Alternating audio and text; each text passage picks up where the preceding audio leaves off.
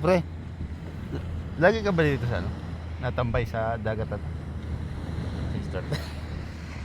Lagi ka ba natambay dito sa dagat na to, pre? Oo. Ah, Ilaw nakapunta rito. ang ganda no? Oo. Ilaw nakapunta rito. Ang ganda ng ano. Para tayong nasa ibang bansa. Sarap siguro ng buhay pre pag nasa abroad, no? Oo, kaso ang hirap talaga ng LDR.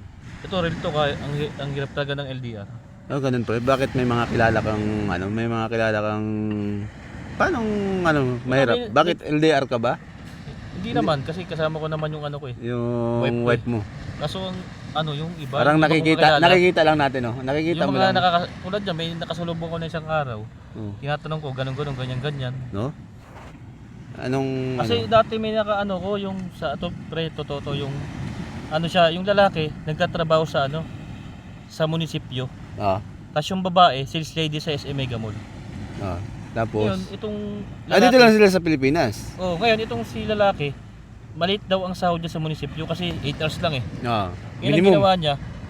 ginawa niya, nag-ano siya, nag-apply sa construction, pas labor siya, mas malaki ang sahod. Ah, Hindi ko na nababanggit isang company. Oo. Ngayon, di ganun. Yung babae, pinag-requirements niya, ganyan, nag-construction siya. After 2 months, 3 months, 4 months, 5 months, 6 months, 7 months, hanggang 8 months. Okay pa ang ano nila. Nasa Pilipinas pa rin yung ano. Nasa ibang bansa na. Nakaalis Oo. na. Kumbaga Ang- ginastusan ng lalaki. Oh, ang pangarap nila, bibili ng ganun, bibili ng ganyan. May anak silang isa babae. Ganun. Nasa Bulacan. Oh? Ibibili siya ng parang pedicab, ganun. Basta may business sila pag-usapan. Pero pagdating ng 8 months, 9 months, parang anong nangyari? Ano na, naglaylo yung babae. Lagi nang galit sa kanya, ayaw na siyang kausapin. Nagtataka siya, di naman sila mag-aaway. Ayun pala, yung babae, in-stock niya sa isang account, may isa palang account, nakita niya. Oo. May kasamang lalaki, may kadate, tapos may kaya yung lalaki. Ayun, naghiwalay sila. Nasira ang pamilya nila. Kaya hindi Pero- naman nila lahat, pero pero- hirap talaga ng LDR. Pero para sa akin, pre, yung ganun, nakitaan mo ng ano. Sa akin na, huwag naman mangyari. Hindi ko naman sa hinihingi. Kung sakaling nakitaan ko ng ganun yung kapartner ko, LDR kami. Pasalamat ako kasi, alam mo bakit? Bakit? Nalaman ko na kagad na niloko niya ako eh. Kaysa naman sa hindi ko nalaman. Di ba? Kumbaga, halimbawa, nalaman niya after 1 year. So, pasalamat pa rin ako. At least, nalaman ko na nagluloko siya. Pero nalaman mo.